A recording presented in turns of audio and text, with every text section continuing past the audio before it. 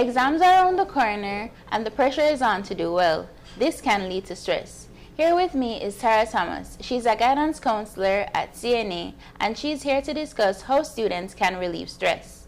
Thank you for being here. Oh, I'm happy to help. So, what are some of the things that you see students struggling with the most this time of year? This time of year is not really that much different than any other time of the year. Our biggest concerns are often around anxiety, some depressive symptoms. This time of year I may see a few more depressive symptoms. I attribute it to the dark season. It's darker in the night, it's darker in the mornings. You know, people are often feeling down and out, a little bit blue, I guess. So this time of year we'll see a little bit more requests for services around depressive symptoms. Motivation is a big one as well. But also in this economy we're seeing some food insecurity and some financial troubles coming through the door as well. It really can be a little bit of everything. So, do you see an increase in students coming to visit guidance counselors around final exam time? Not necessarily around exam time. We're pretty busy all year round, especially in the last couple of years. It's been there's been a higher demand, and the nature of the student is a bit more complex, and their histories and the mental health stuff that's coming through the door has been a lot. I find around exam time, I don't see students as much because they get anxious or stressed out and it's like, I don't need my appointment this week, I need to study. Or I can't do this week because I need to study. I often caution students, I would never ask them to come see me anyway. But, you know, it's the first thing to go is things that help us and our self-care because, we need the time to study. But it also can be counterproductive if they are using so much time to study and not taking care of themselves and taking those breaks that are really needed for their brains and their bodies to retain the information. How can students identify their stress triggers and how to manage it? I think students know themselves the best, so they often feel, they'll say, I'm not sleeping very well. That's usually an indication that there's a little bit more going on. Or they're saying their motivation is down, so if they're struggling in that way. Students are pretty self-aware, they know themselves, especially the ones who are coming to me, because if they've made an appointment and they've walked through the door, then they know that they need maybe a little bit more support or a little bit of help.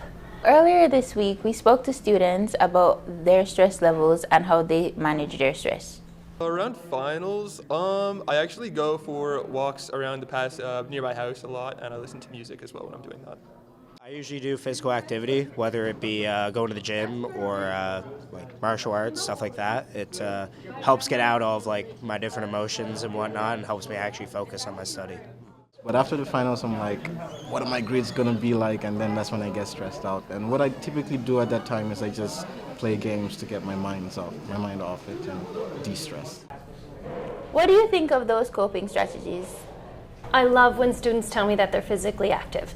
I think going for walks, being out in nature, if we get sunshine, having some vitamin D and experiencing the sun is really helpful. Any sort of physical activity, the gym, anything along those lines, I highly recommend it. There's so much research out there connecting exercise and anxiety and stress. It is just producing your body's natural medicine to combat those. I also like the games and music. That is often something that we talk about with students, whatever is going to help for you, but it can be very individualized. So if a student is very artistic, it might mean drawing or painting. Other students choose reading. It's very individualized. So normally when we come up with coping and strategies to cope with stress, it's very much on the students' likes, dislikes, and they'll be able to tell me this helps or that helps. So I think they're fantastic stress relievers, and again, very personalized. Which methods are most effective in relieving stress? It's really individual depending on the student and their likes and dislikes. I find most students know what works for them, but I often suggest, please don't forgo sleep when you're feeling stressed and overwhelmed. Try to stick to a routine. Time management might be important during those things, but also scheduling in those self-care things, whether it's music, reading, being creative, exercise, the gym. any of those things are all helpful, and they're all going to benefit you in times of stress, especially around exams. So when students realize that they're stressed, where can they go to get some help? I mean, again, students often know themselves what they can do, but if they're looking for a little guidance and support, they can always make an appointment with any of our guidance counselors. There are 3 of us down in F215, myself, Bertha, and Karen. Ted Power is also a counselor. He's over in A207, and this year we're really lucky to have 2 student interns on campus who are always looking for students to chat with them because they need to get their hours, so they can also make an appointment at A207 with Krista or Tiffany. Thanks for coming. Thanks for having me.